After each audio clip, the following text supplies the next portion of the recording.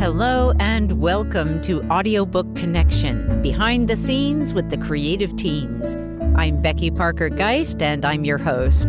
Audiobook Connection is your place to learn about the audiobook creative process in discussions between the authors, narrators, producers, and post-production teams that bring them all together, as well as guests who have listened to the audiobooks and have questions for the creative teams. This podcast is sponsored by Pro Audio Voices, helping great stories come alive through audiobook production and marketing. Hello, I am Becky Parker Geist. I'm the host of the Audiobook Connection podcast, behind the scenes with the creative teams. And that's where we're going today.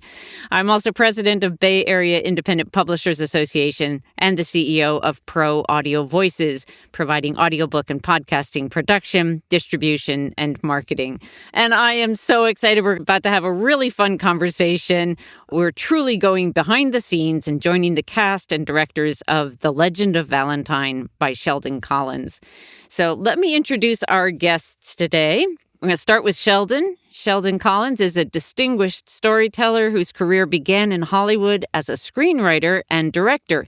His films, known for their compelling narratives and rich character development, have been featured on premium television and showcased in numerous film festivals, earning critical acclaim and a host of awards.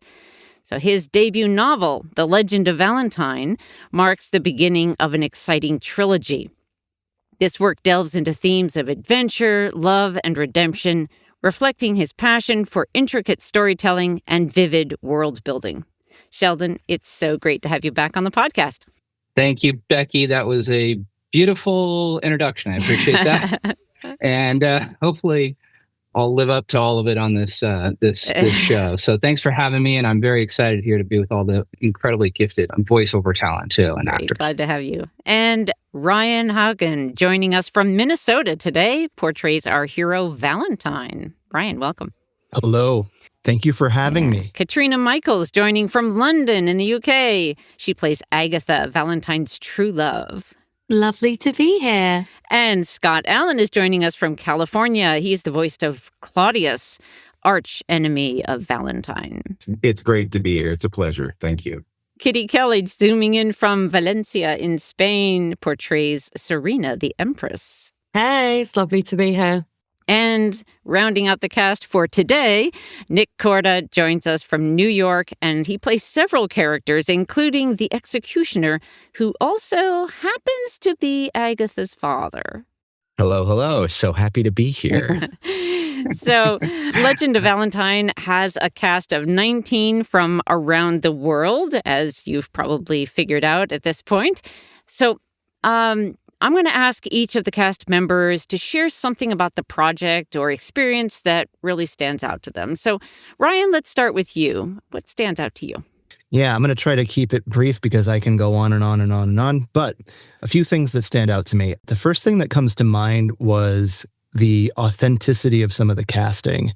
Like those real voices that were very appropriate for the roles that they were portraying. That's the first thing. And kind of building on that, I found myself, when I was waiting for my turn, as we all are, just waiting to speak next, I was absorbed in the other actors' performances, like as much sitting there like, okay, I'm doing a job, I'm up next, but just as much like in awe of everybody else, enjoying that side of it, like kind of taking notes mentally too, just because it's not often you get to do a project like this.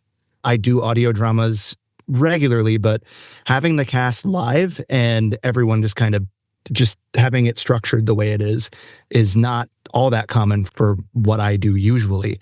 So as I'm sitting there waiting, I'm just so grateful, thankful, but just also like, this is the real deal. These people know what they're doing, and I must too, but I'm in great company. So that also stood out to me. And I think for now, that's it. Yeah. I'll let you know if something else comes to mind. Great. But anyone else can jump in too if they want to build on what I said or whatever. Scott, let's go to you. Yeah, I was just going to say that what Ryan was talking about, I love being part of a multicast audiobook like this, when you hear the other person read the line and you had it in your head your way, right? We're all actors, we're all voice actors. And so we're like, I wonder how, and then you're like, oh, that is so good. That guy nailed it. Or, oh, I never would have thought to do that thing, right? The emphasis or whatever it is within the character. So for me, it's always exciting to be part of a book like this because there's so much that all of the other actors bring to it.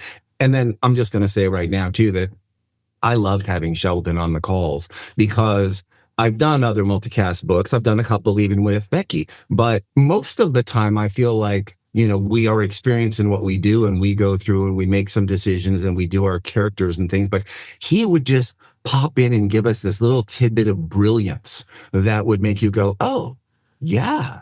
And then you would bring that to the character as well. So having the author actually sitting in and giving us those little bits of information to make those characters even more rich and more deep than they already are. The book is so good that I had to read through it twice, to be honest. And then as we were recording, same thing as what Ryan just said, waiting and hearing everybody else doing the roles was really spectacular. Yeah.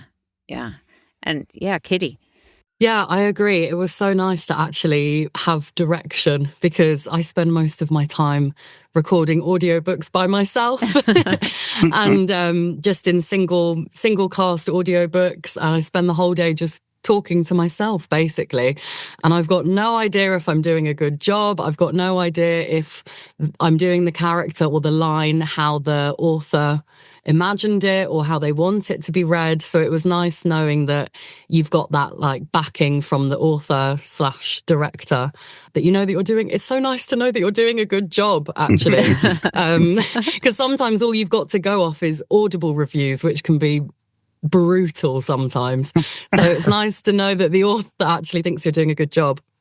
And to just get that direction and to be able to do an even better job than you would if you were on your own. Because, you can self-direct to an extent, but sometimes you need that outside ear to hear you and give you the direction. And they give you ideas that you hadn't even thought of and a way to deliver that line in a way that you hadn't even thought of. And it's also so nice to have other actors to bounce off of, not just yourself reading the other lines and reading all the other characters. It was so nice to just have, I know I did do a couple of other characters that were smaller, but to mainly just focus on Serena and not have to worry about all the other 30 characters in the book that I have to read, and you can just leave that to the other actors and then you can bounce off of them. That was really nice because normally, I have to read all 30 characters in a book, and it was so nice to have the other actors to work with and build chemistry with and bounce off of instead of just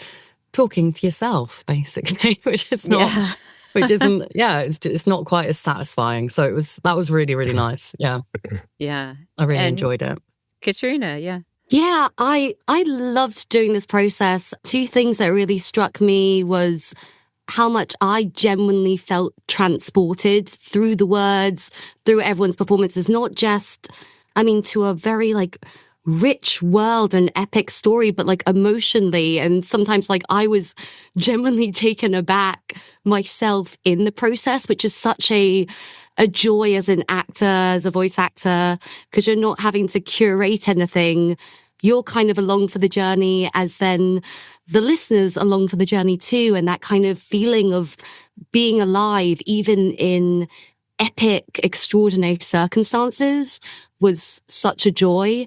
And then also with it being this multicast process and coming together live and also collaborating with Becky and Sheldon in direction, it was such a huge and rich and collaborative process. And I think, in the story, there's so much to me about the power of community and how interconnected we are, and really the strength in coming together and embracing what we share together versus any divisions. And the fact that the process mirrored that and was such a celebration of people coming together from all over the world, from different time zones, from different situations, having not even met each other. And suddenly you're diving into oh, I'm married to you now. Okay, yeah. Woo. And being so open-hearted and ready to dive in together was such a joy to be a part of. Oh, beautiful. Yeah, Nick, you want to chime in? Yeah, agreed to everything that everyone is saying. Also, just like what was also really lovely about working with Becky and Sheldon is that it like felt like a collaboration as well, but towards like a very clear vision, which was really great. And as a history buff, just the amount of detail and like accuracy of what Sheldon was creating was really, really great. Like even just the stuff about like the Germanic tribes and like I was like, yes, this guy knows what he's doing. This is really, really great. Among everything else that everyone else said. Yeah, it was really, really such a blast. Yeah. Sheldon. Yeah, I mean, for me too, is coming from a background in TV and film, and I know everybody on this call is also actors. I mean, I looked at everybody as just actors versus voiceover actors, and that's how I, treated everybody as a director on this, and I made that switch myself from, okay, take the writer hat off now and put the directing hat on. And this was honestly a first go for me as a multicast audiobook. I've directed a lot of people in voiceover and sound studios and stuff like that for animation type stuff. But this was different because it was new for me to come into this and be like, okay, I'm not going to have this rehearsal time with the actors beforehand and get together in a room, play the scene out before we actually shoot it on film. So it was all, I was like, I also was coming into it saying, well, first of all, I knew how great these actors were because, they auditioned, they sent in great, auditions. And I was like, okay, that's the voice. They're nailing the character. They get it, But then when you bring everybody together, there was this nervousness because Becky was like, okay, there's just a quick little chit chat in the beginning and just a few notes here and there. And I was like, whoa, that's different than what I'm used to. I spent a lot of time with actors before we actually hit action on the cameras. So, but these guys, I mean, all of them just came in just so ready, which I really appreciate. I mean, they really studied the characters. They really got the characters, not just in voice, but like Katrina was saying, really got the emotion, not the authenticity of them. And everybody echoed here. And then I think that power of that collaborative creative power just started getting going too. It was like, oh, I'm going to bounce off what he said or she said. And, it really, really flowed. And that's universal, right? It doesn't matter if you're doing an audiobook, a stage play, a film, TV. It's like every now and then that magic happens. I mean, sometimes it doesn't happen, right? We get it into production. We're like, hey, okay, this is the tough one here, but that did not happen. This was one of these things where everybody was firing on all cylinders. They were excited to play off each other. And they just brought this energy that was so awesome. It was such a pleasure to direct it with Becky here. So I'm so grateful for everybody on this call and everybody who was really part of this because it was an amazing experience. Yeah. And I, as both producer and co-director, so two different things, but in those early conversations with you, Sheldon, knowing that you had production experience as a film director, And just based on our conversations, I felt really confident going in and having you there at co-directing the project. And just to be, fully transparent behind the scenes, our project manager, Jerry Lee, was really nervous about that whole idea. Wait a minute, what? The author's going to be on the call, because it's not a typical author set of skills that they would come in with. And I was like, no, it's going to be great. I can tell it's going to be great. I have to, and of course, I have to kill the writer before I start directing, and actors can understand that. It's like, okay, you got to go, okay?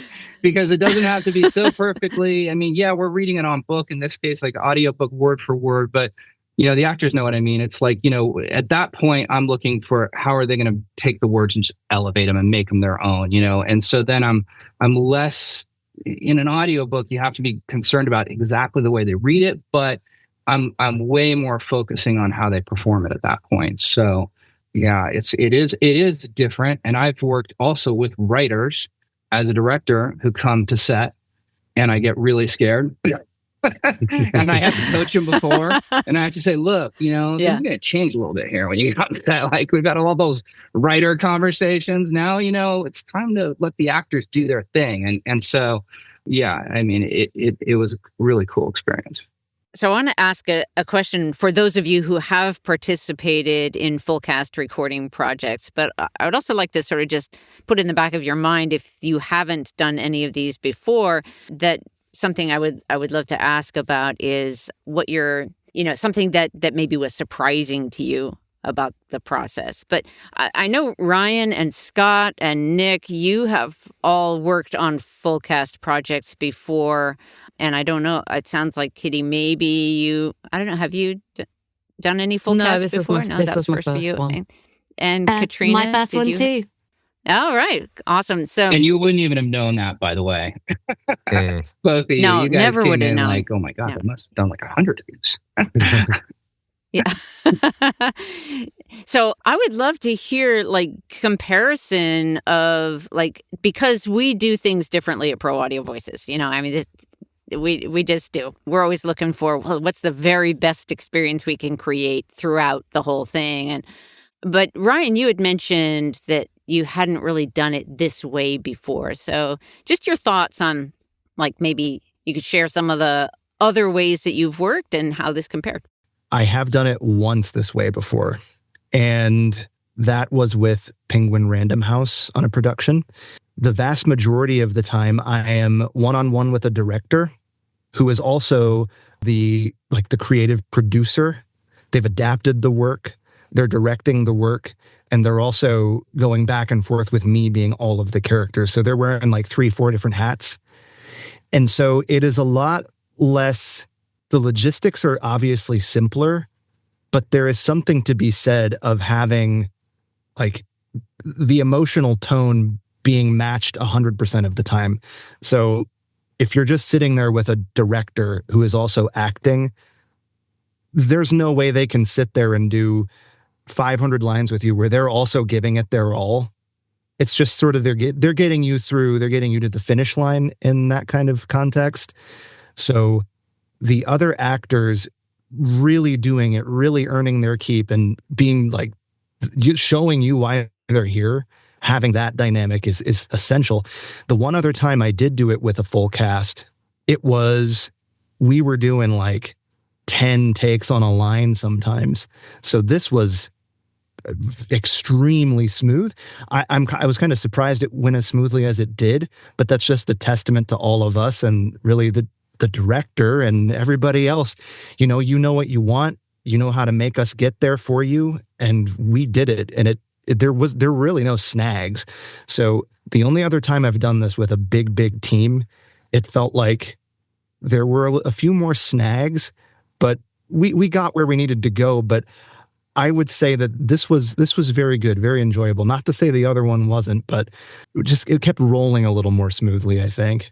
Yeah, I think it's helpful for, listeners who are interested in these kinds of projects to understand or learn that there are different ways to approach getting to the final product. So I do want to throw in here, you kind of hinted or alluded to something similar to this, and that is that I was struck often by Sheldon, when you would give a direction that I thought, oh yeah, I was, about to jump in with that one, or I'd give one and you had told me later, yeah, that was, that's what I was thinking. We were very much in alignment on, on the direction that we were able to provide. Right, which we had no idea, by the way.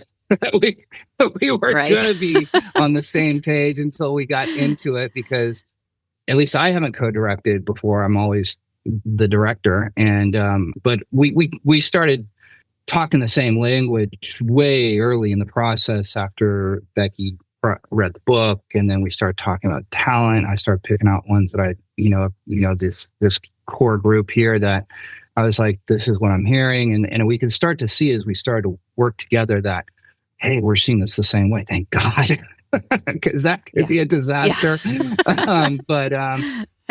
thank God we were on the same page. I really am grateful for that. But also, you work with actors sometimes that you give a note to, and they have a really hard time adjusting. And I think one of the things I noticed with this whole process is these actors are so talented that you don't have to over give them notes. You get, I'd say, okay, pull back here, a little bit more here. And I don't like giving, having been an actor way long ago with movies that we will forget about. I mean, it really bugged me that, when a director would just give me a zillion notes and I was like, okay, well, just break it down to like one or two or three things that he's trying to say and roll with it. And so these actors, you give them that note and then bam, they would adjust. And it was just that's another thing that was fantastic. That's a sign of really great actors too, is that they don't need too much. They listen to it, they process it, and they quickly adjust, and you notice the adjustment too. And so that made it go fast, I mean, otherwise you're working with one actor and then you are having to explain more and more and more to try to get them there. So, which happens and that's okay. But it's great to work with real pros, and that's what this one was. Nick, you've worked on full cast productions before. Tell us a little bit about how this compared to some of the other ones that you've done. So, what I appreciate about this and about the ones that I've worked on with you guys is that you can kind of see everybody, and in a way it sort of feels like a play. I've worked on others where it's done, I don't remember if Zoom was used, but there is no like video, and I guess there is a similar feel, but it really does help to like see the other people. And you guys keep talking about how good we are, but which is very kind.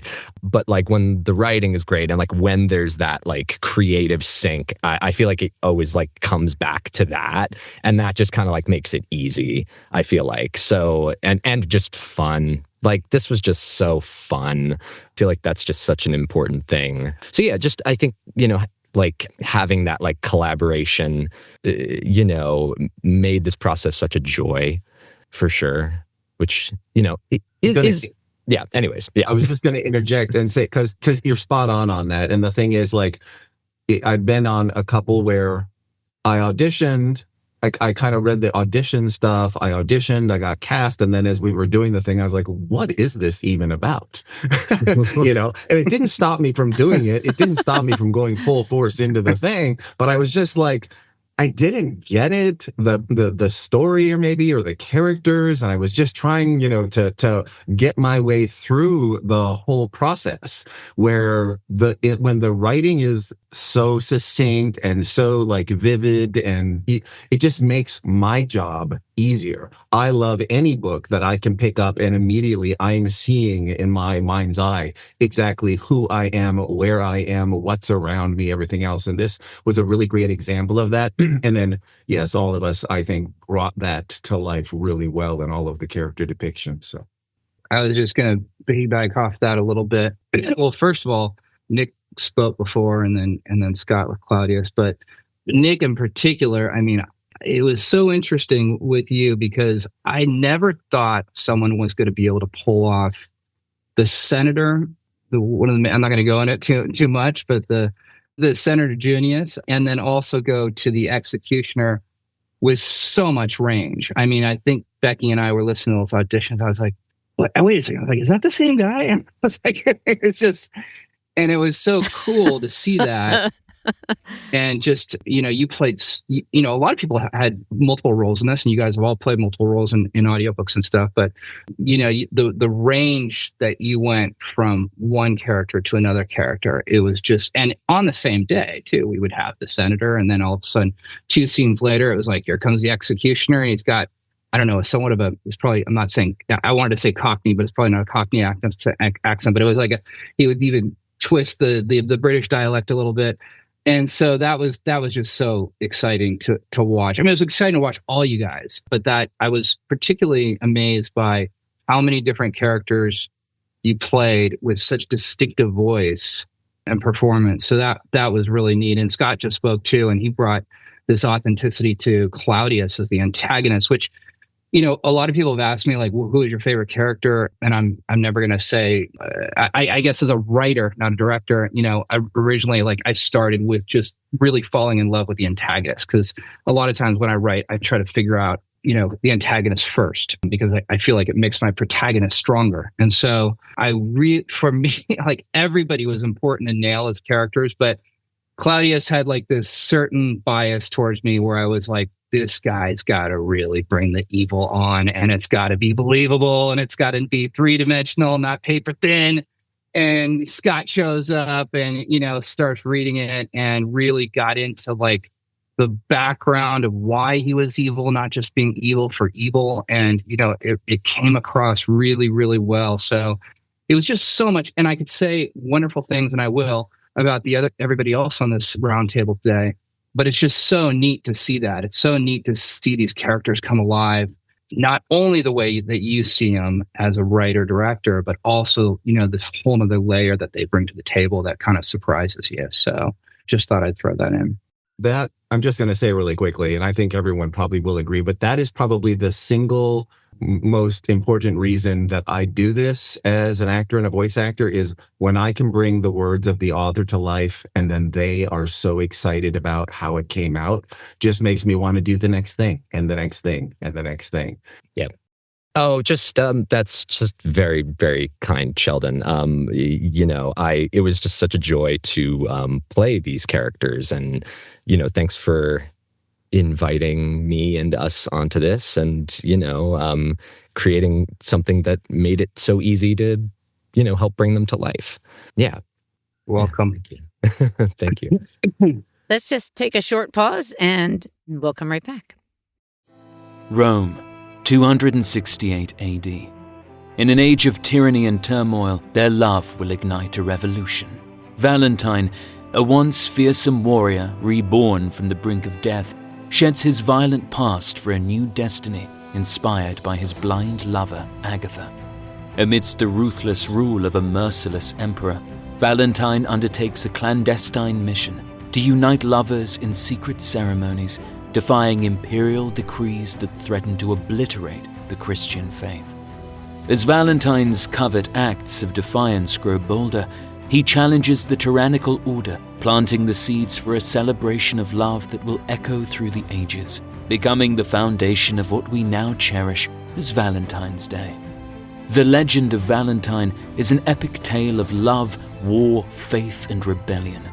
Against the backdrop of an empire in chaos, this gripping saga invites readers into a world where love defies all odds. Heroes rise from the shadows, and the undying spirit of hope shines through the darkest times. Discover the man behind the myth, witness the birth of a legend, and experience a love story so profound it promises to live forever. Are there any limits to what one man will endure for his true love? Get the audiobook now on Amplify Audiobooks. We were talking on another interview with Lee Holden. He had a part in the inception of this project. And without going into any of that, one of the things that we were talking about is this overcoming adversity, or working through, living through adversity and spreading the love. And I know that even during the recording process, Kitty, I think you had some real adversity you had to deal with. Would you share just a little bit about what you were dealing with? Yes. So I'd gone back to London to see my friends and family because I'm living in Valencia at the moment in Spain. And God, I'm trying to remember everything that happened now. But effectively, hang on, I need a moment to remember it all. Oh, that was it. I ended up in Barcelona. I was all over the place. So I got the plane back to Valencia, and the Valencia floods started while I was in the air. And so my plane landed in Barcelona, and I got stranded in Barcelona for 3 days. And and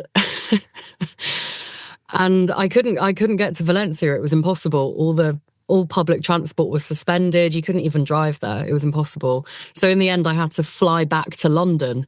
And this was when I was supposed to be recording with you guys. And so I didn't have my studio. And then, how do I say this without throwing shade on my friend?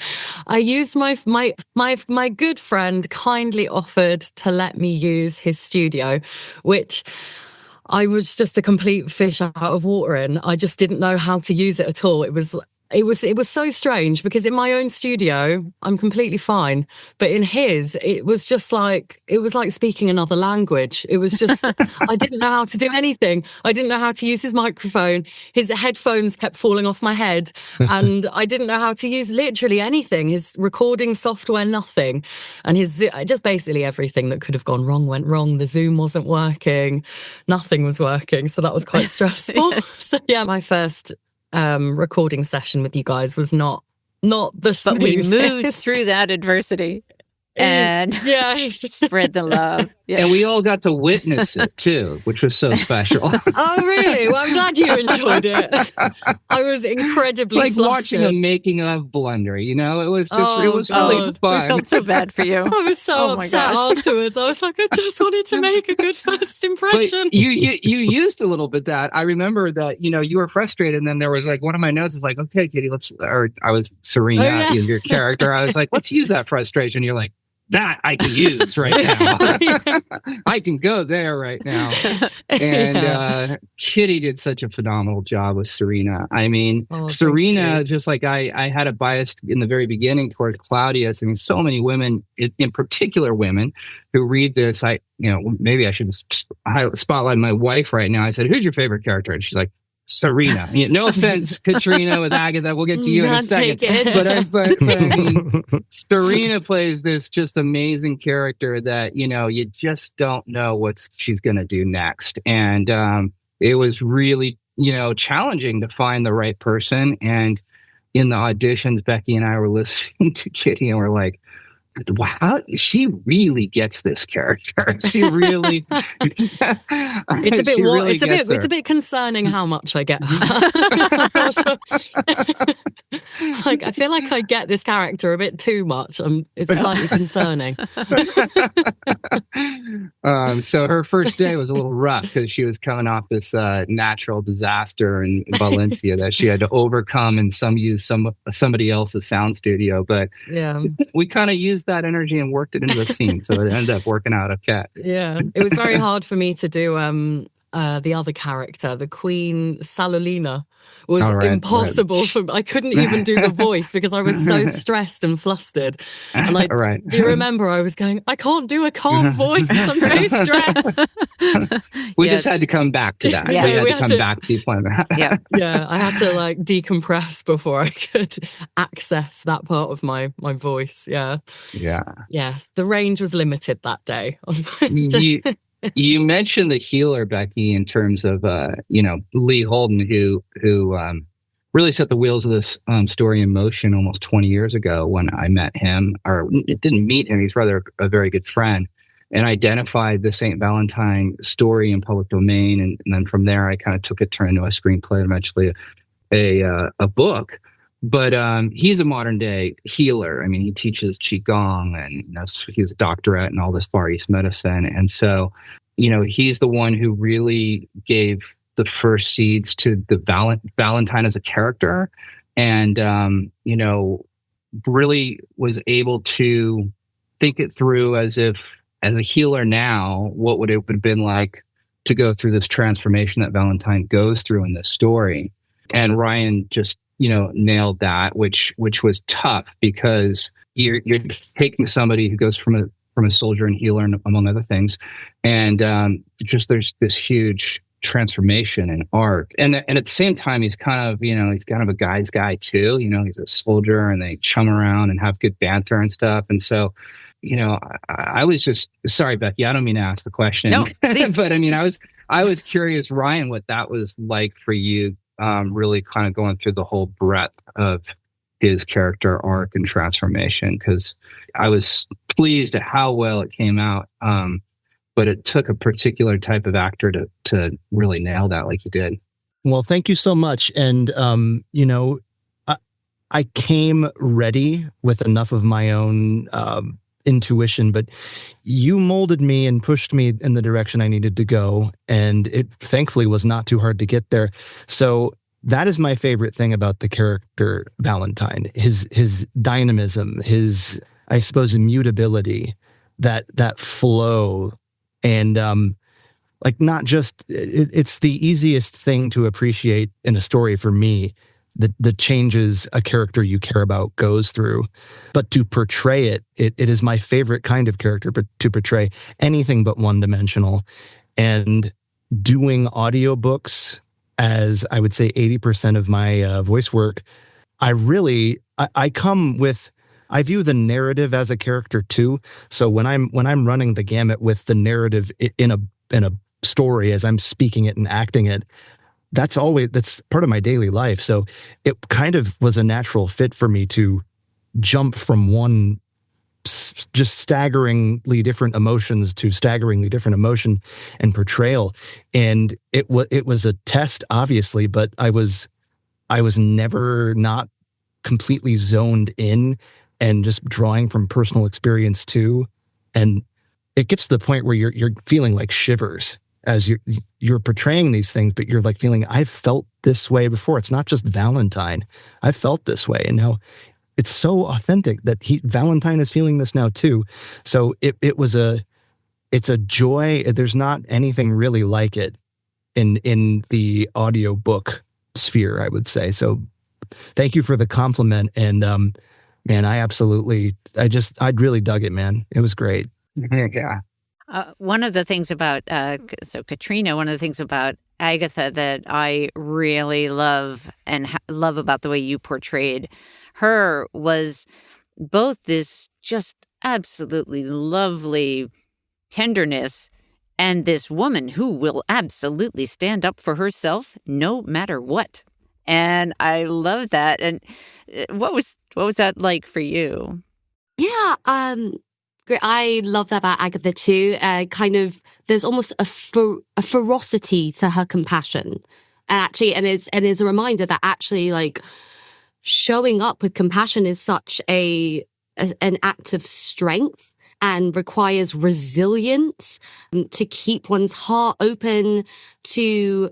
And she's a real, like, she inspires others through her heart. She's a leader through her compassion, and seeing how she, not only does she change through the course of the story, but she sparks change through her heart without being naive, which is a really hard kind of thing to juggle, because it's not that she innocently believes the world is all happy days. It's that I believe that she chooses to build the world she wants to see and experience for herself, for those she cares about. And so that was something that really inspired me, because it's that combination of drive and heart that I love. Yeah. Yeah. I love the way she, when she would stand up to her father. Nick. Those scenes were some of my favorite. Yeah. Just like how, she changes him. And those were like just some of the most fun to do. Just going back to one thing that Ryan was saying and going off of what Katrina was saying, just thank you for writing characters that are three-dimensional and can like change and are complex. And, one of the things I really appreciated about Brudius was that he wasn't just... He had a very it was a very interesting depiction of masculinity, and like that he learns, about this like compassion and how that is Agatha's superpower, and how he learns how to, do that as well, even though he like kills people for a living. And it's really just great. Really, really great. One of my most favorite, I mean, they're all favorites, but I mean, Brudius is just such an incredible character, because how many executioners do we see who are also loving fathers? It's just that was such an interesting, complex character to write, and really to see it come alive is fantastic. And Katrina with Agatha, I mean, the other thing I was curious after all this that I wanted to ask you is what it was like to play a blind woman. I mean, it's because in so many ways in the story, like, she has more sight and insight than a lot of the people around her. And she's so perceptive. And of course, her blindness is a part of her experience, and how that affects also, trust and safety in this world is interwoven to who she is. So it's both this thing that's core part of her experience that is not part of my experience. And I don't want to ever minimize that, but also not to reduce it to like, this is Agatha, the blind woman. She's a complex woman of many different facets. And I often think that, you know, in acting, there's a Venn diagram of like the character and you, and there's some overlap in the middle. There's embrace, and then trying to be thoughtful and mindful and do research as to aspects that I don't have. It was fascinating doing in an audiobook format, because actually I think most Ryan and I, like, because I'm reading off the page, I wasn't actually looking at my scene partner. I really was experiencing our relationship through sound in a way, and making judgments on the characters and the world around me through the medium of sound versus sight. And so it's actually interesting of how the process of making that interwove with character as well. Yeah, and I asked that so matter of fact because, you know, like we talked about earlier, we could all see each other through Zoom and stuff. And so even as you were performing that, I could, you know, and there's certain moments where Agatha, you know, stumbles or, you know, feels for different produce or foods around the kitchen and stuff. And I could, it was fun to watch you because you're acting it all out too behind the microphone, you know. It's just like, you can see all these guys acting it out, ladies and men here, all acting it out and behind there as performers and really getting into that character. And, you know, that was another just piece of authenticity that I thought was that you brought to the table that was so incredible, was to make that really feel right, to give justice to that character.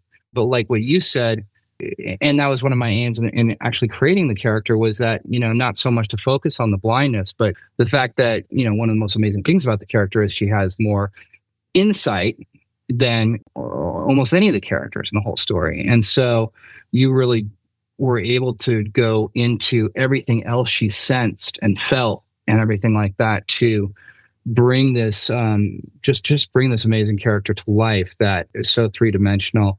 I think that also that scene, I remember directing it with you and Nick and Porcia, where, and I won't do a story spoiler, but where Agatha really loses it. and it was like one of these scenes where I was like, this is like one of my favorite scenes in the whole story. I'm like, when I get here, we're going to do this 10 times to get it right, you know? And amazingly, she comes out and does it like in one take. And I'm like, that was perfect. As someone with two sisters as well, right? it was satisfying to ride the sisterly wave. So that was so appreciative of just how well you related to the character and all the, you know, work you obviously did to prep for it. So it was just so much fun to watch and listen to. Would love to hear anyone's what might feel like was the biggest challenge overall in the process. Yeah. One thing, you know, we were talking a bit before about the experience doing a multicast versus a solo one. And as someone who's not done a multicast before, when, you know, I'm so used to it in an audiobook, you ride the chronology of a story, but because of doing multicast, you might do it out of order. And so being able to kind of suddenly drop into like, wait, where I remember actually we were reading a section and I just say good morning to someone at the start, and I stopped for a second to be like, wait, what's just happened? Because right. There's a difference to say good morning to someone who's just snubbed you to good morning to the person you haven't seen in 10 years and you're so excited. And so like really like being like, okay, where am I in the story in this moment? And really dropping into that was such a fun challenge of the process I love doing. Yeah, that was a hard part directing too. I mean, it normally, you know, it kept me on my toes too, because I would go through like with Becky, we do 4 or 5 hours of recording and everybody jumping in every 15, 20 minutes and bouncing in the end and in the beginning and in the middle and everything like. So a lot of the notes that I would do before the night before is just track emotional beats of each of the characters and just be like, okay, when Agatha comes up, I just want to make sure, like what she just said is like, This is where she is emotionally, or where Valentine comes up. This is where he is. And for the most part, everybody was completely on it. Sometimes I think people would just kind of get lost a little bit, but right when you give them the note, bam, they're right back there, and they go, "Oh, yeah, that's right. That just happened." So yeah, that is tricky, because when you shoot film and direct film and TV, there's just more breathing room. It's just like you're coming on a set. It's like, okay, we're doing these 2 or 3 scenes today, or this one scene today. You clearly know what you're coming into. It's not moving as fast. This moves very fast. I mean, it's like, Jerry Lee, the production manager, was like, okay, we're going to give this scene 8 minutes, this one 20 minutes to finish, this one 22. And she's popping in from London. She's coming in from Spain. This one's coming in from India. And I was like, whoa, this is a quick pace here. But yeah, that's the way you got to get it done. And everybody adjusted and tracked that really well. And I'm sure made their own notes too, just kind of remind themselves where they're at, where their character's at, basically. Yeah. Kitty. Yeah, I mean, we've already covered my biggest challenge, but I would say that in terms of just what I found kind of, well, it was nice, but also quite odd. It was weird being seen, because normally in my booth, I'm just a voice and I'm not a face. It was quite weird, like people being able to see me and I can see them. And, normally normally I'm either just talking to myself, or even if I've got a client on the call, I normally just hear their voice. So it was quite strange having like all these faces in my booth and them seeing my face. Yeah, I don't know. That was quite strange, actually. But it was also really nice, because it was nice to feel like I had company in here for once. So that was quite nice. So it was quite nice, but also quite strange. Took a bit of getting used to, I'd say, at first. But it was nice, actually. Yeah. Strange, but nice. Yeah, great. Yeah. Ryan, I think. To quickly just jump off what Kitty said, I wasn't on camera, and I feel like I regret it a little bit now. So that is, I'm used to it like you are, and I'm just thinking, like, I've got my studio, very, very stuffy.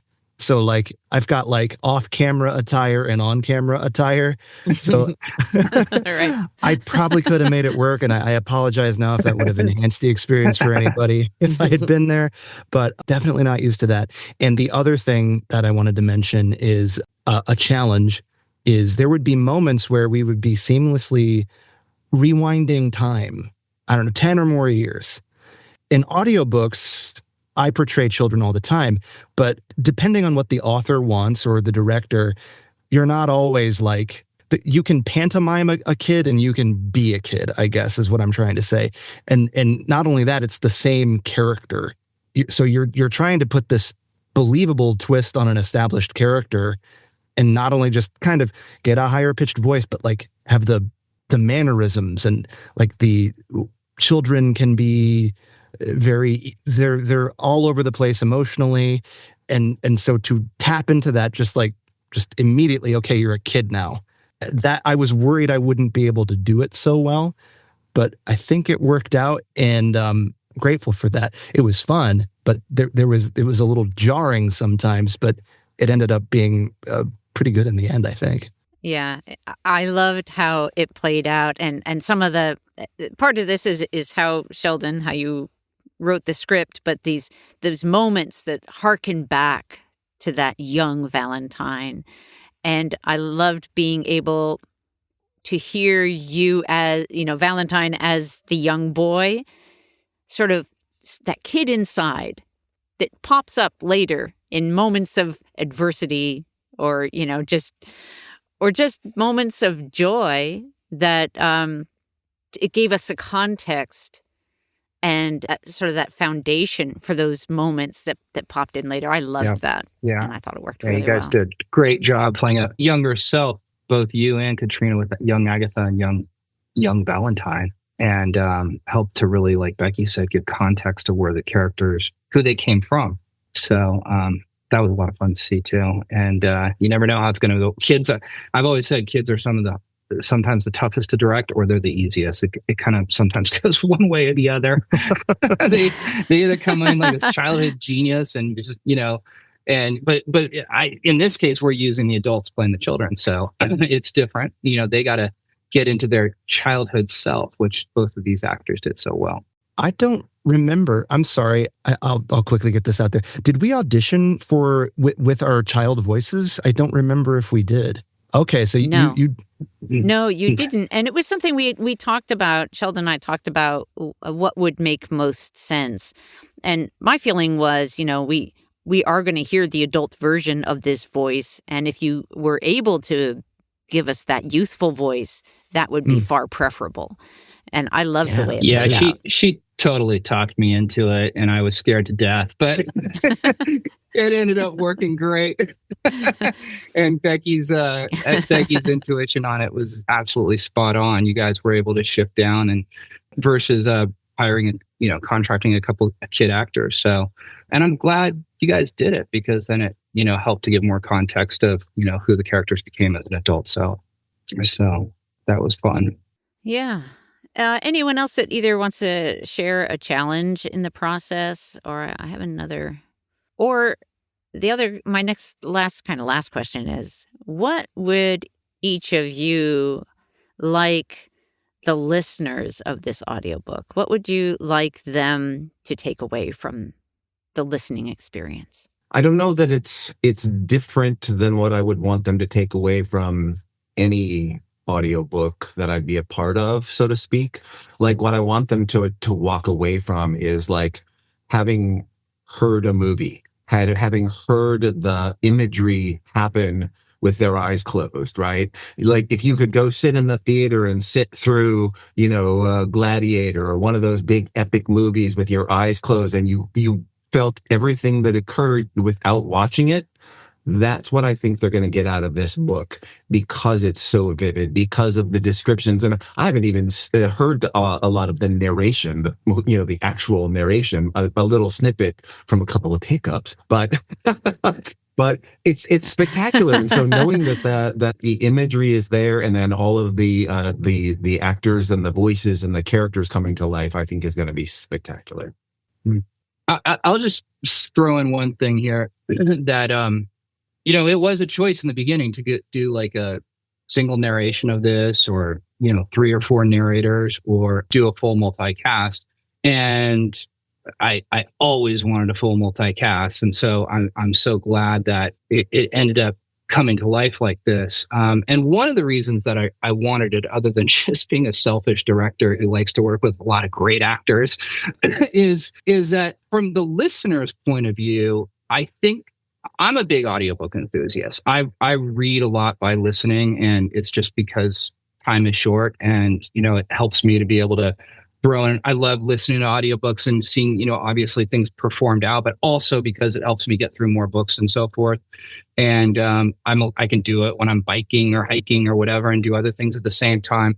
But I think that with this story in particular, it's an epic. There are so many characters, and even when I'm reading a book where it's not just like 3 to 5 characters that's mainly focusing on, when you got a story like this where there are several characters, I mean, there's really like 10, 20, really important characters. Not that the other ones are important, but there's, second, third characters, whatever you want to call them, that go up to like 50, 60. I mean, and so it's tough when you're reading a book, and that's why there's a glossary of characters in the book where you have to go back and go, oh yeah, that's person, that's person. But then once you get it and you understand, just like a long TV show, like once you fall in love with these characters, then it's like, oh, they're coming up next, they're coming next. And so the audiobook with a giant multicast like this and these distinct voices really helps you track, where everybody's at, who's who. At least for me, it does. When I listen to a big epic in particular on an audiobook, I'm like, oh, cool. That's Scott's voice. It's Claudius. I'm not going to forget that one. Or it's Katrina's voice. I mean, all of them, everybody coming into this, like you could hear these distinct voices, which is much harder to do with just one narrator, or even 3 you could get 4 brilliant narrators, but I mean, it's harder, to have. It really merited it on this one for the listeners to have all these distinct voices and really great talent, but really have, a rich soundtrack. Well, I want to encourage our listeners to get their copy of The Legend of Valentine on Amplify Audiobooks, and you can find it at bit.ly/LOV audio. That's bit.ly/LOV audio. And I want to thank all of you for joining me today. Sheldon Collins, Ryan Haugen, Katrina Michaels, Scott Allen, Kitty Kelly, and Nicholas Corda. Thank you so much for being with me today. This was a blast. Thank you. You're welcome. Thank you. Thank you. Yeah, thank you. Thanks, everybody. That was so much fun. Great seeing everybody. Likewise. Thanks for joining us for Audiobook Connection, behind the scenes with the creative teams. Please take a moment to subscribe at audiobookconnection.com. The podcast is sponsored by Pro Audio Voices, helping great stories come alive through audiobook production and marketing.